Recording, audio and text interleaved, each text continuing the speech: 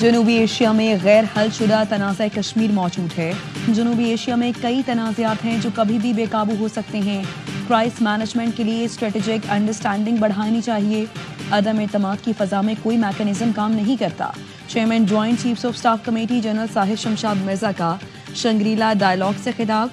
کہا Asia Pacific 21ویں صدی کا جیو پولیٹیکل کاکپٹ بن چکا ہے۔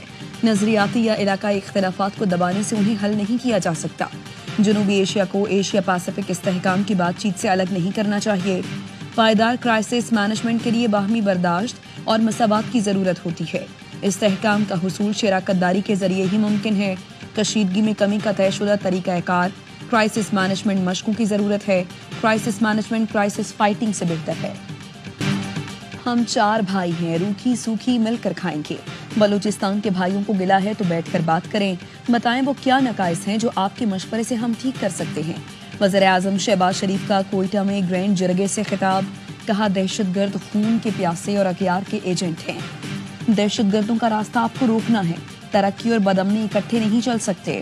وفاقی ترقیاتی بجٹ کا 25% بلوچستان کو دیں گے جو اس کا حق ہے، احسان نہیں۔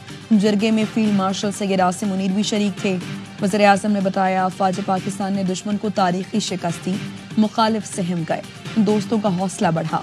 بھارت کے خلاف مختصر ترین مگر خطرناک جنگ تھی، ہم نے بھارت سے 1971 کا بدلہ لیا۔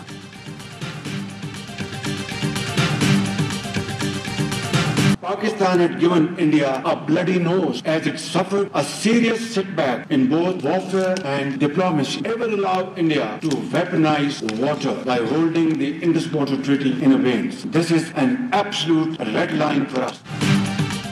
بھارت کو میدان جنگ سفارتی محاذ دونوں پر شکست کا سامنا کرنا پڑا۔ بھارت کو پانی کو بطور ہتھیار استعمال نہیں کرنے دیں گے۔ وزیر اعظم شہباز شریف کا command and staff college Quetta میں افسران سے خطاب۔ کہا پاکستان نے بھارت کو صرف جواب ہی نہیں دیا بلکہ بازی ہی پلٹ دی۔ آرمی چیف نے ثابت کیا کہ وہ فیلڈ مارشل رینک کے صحیح حقدار ہیں۔ حکومت قوم کے تحفظ کے لیے پاک افواج کو ہر ممکن اعانت فراہم کرے گی۔ افواج پاکستان کی مثالی کارکردگی کو قوم کو قدر کی نگاہ سے دیکھتی ہے۔ بھارت مارکہ حق میں ذلت آمیز شکست کے بعد اب اپنے ایجنٹس کے ذریعے دہشت گردی کی مہم تیز کر چکا۔ پاکستانی قوم بھارت اور فتنہ ہندوستان کے ناپاک عزائم ناکام بنائیں گے۔ ISPR کے مطابق وزیر اعظم نے آپریشن بنیان المرصوص کے دوران افواج پاکستان کی شاندار کارکردگی کو سراہا۔ ملک کی خود مختاری سلامتی کے تحفظ میں مسلح افواج کے کردار کی اہمیت کو اجاگر کیا۔ بھارتی فوج نے بھی جنگی جہازوں کی تباہی کا اعتراف کر لیا۔ بھارتی chief of defence staff general Anil Chauhan نے بلومبرگ کو انٹرویو میں کہا پاکستان سے جھڑپوں میں لڑاکا تیارے کھوئے ہیں۔ انہوں نے حکمت عملی میں ناکامی کا بھی اعتراف کیا۔ کہا ہم نے فضائی جھڑپوں میں ٹیکنیکل غلطیاں کی ہیں، طیاروں کا گرنا اہم نہیں بلکہ طیارے کیوں گرے یہ اہم ہے۔ صحافی کے بار بار سوال کے باوجود بھارتی چیف آف ڈیفنس اسٹاف نے تباہ ہونے والے طیاروں کی تعداد بتانے سے انکار کر دیا۔ پیٹرولیم مصنوعات کی قیمتوں میں رد و بدل، حکومت نے پیٹرول کی قیمت میں 1 روپے کا اضافہ کر دیا۔ پیٹرول کی نئی قیمت 253 روپے 63 پیسے فی لیٹر ہو گئی۔ ڈیزل کی قیمت میں کوئی تبدیلی نہیں کی گئی۔ ڈیزل کی قیمت 254 روپے 64 پیسے فی لیٹر پر برقرار۔ وزارت خزانہ نے نوٹیفیکیشن جاری کر دیا۔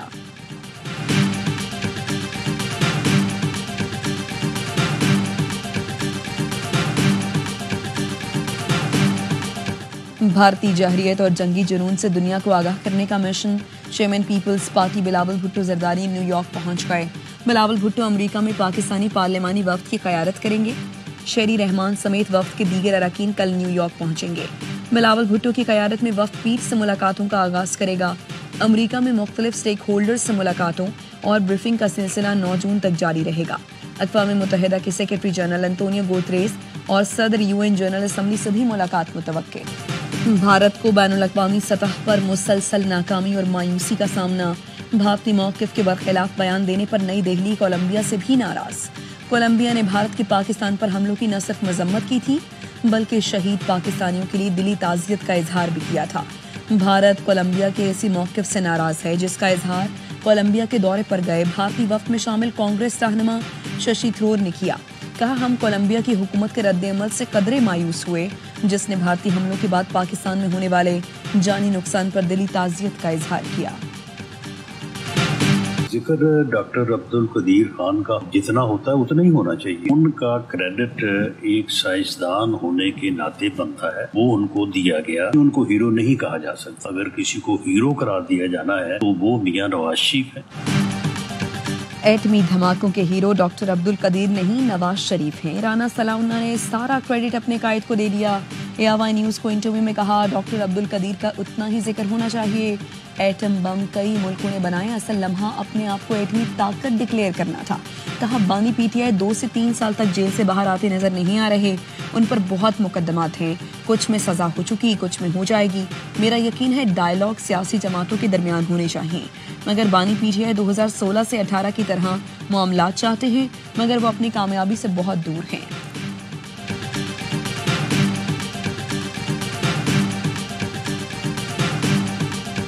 PTI کے MNA اور ورکرز کا پرتشدد احتجاج دہشت گردی قرار.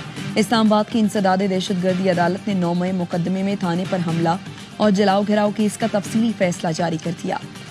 11 مجرمان کو مختلف دفعات میں مجموعی طور پر 27 سال 3 ماہ قید کی سزا دی گئی. دہشت گردی ایکٹ ثابت ہونے پر 780A کے تحت بھی 10 سال قید کی سزا. تمام سزائیں اکٹھی ہیں، اس لیے مجرمان کو 10 سال قید ہوگی.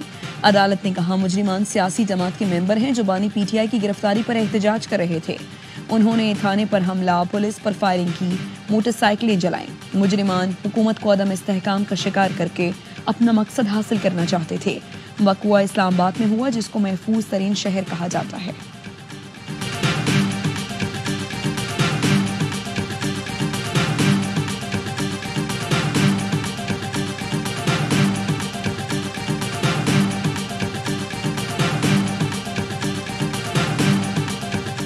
انہوں نے کہا کہ اب ہمیں اتنا دیوار کے ساتھ لگا دیا گیا ہے کہ ہمارے پاس کوئی آپشن نہیں، کوئی اب ہم اور کچھ نہیں کر سکتے سوائے اس کے کہ ہم اب سڑکوں پہ آئیں. اسلام آباد والا وہ جو ڈی چوک والا آپشن تھی وہ خان صاحب نے رول آؤٹ کر دی. گلی گلی کوچے کوچے محلے محلے ہر جگہ ہم احتجاج کریں پورے پاکستان. بانی PTI نے حکومت کے خلاف احتجاجی تحریک شروع کرنے کا اعلان کر دیا. سینیٹر علی ظفر کہتے ہیں احتجاجی تحریک کا مرکز اسلام آباد نہیں ہوگا، تحریک پورے ملک میں چلائیں گے. بانی نے کہا ہمیں دیوار سے لگا دیا گیا ہے، اب کوئی راستہ نہیں بچا. بانی نے مجھے احتجاجی تحریک کا پلان بنانے کی ذمہ داری دی ہے. چند دنوں میں احتجاجی تحریک کی حکمت عملی تیار ہو جائے گی.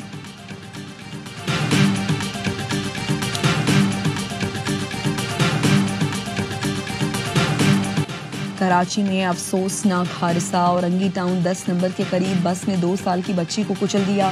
بچی گھر سے باہر کھیلنے نکلی، 2 سال کی ایمان بس کے نیچے آ گئی. بس ڈرائیور فرار ہو گیا. حیدرآباد ہٹری بائی پاس کے قریب مسافر کوچ کی رکشے کو ٹکر، 2 خواتین سمیت 3 افراد جاں بحق، 7 زخمی. مشتعل افراد کی مسافر کوچ میں توڑ پھوڑ، سادہ لباس میں پہنچنے والے تھانے دار پر بھی تشدد کیا. کراچی میں اسسٹنٹ پروفیسر ٹرالر کے نیچے دب کر جاں بحق. حادثے کی کچھ دیر بعد تک پروفیسر افتخار زندہ تھے. انہوں نے ایک شخص کو اپنا نام اور پتہ بھی بتایا. افتخار بھٹو سپیریئر کالج جانے کے لیے گھر سے نکلے تھے. پروفیسر افتخار کے 4 چھوٹے بچے اور سینکڑوں شاگرد ہیں جو انہیں اب کبھی نہ دیکھ سکیں گے.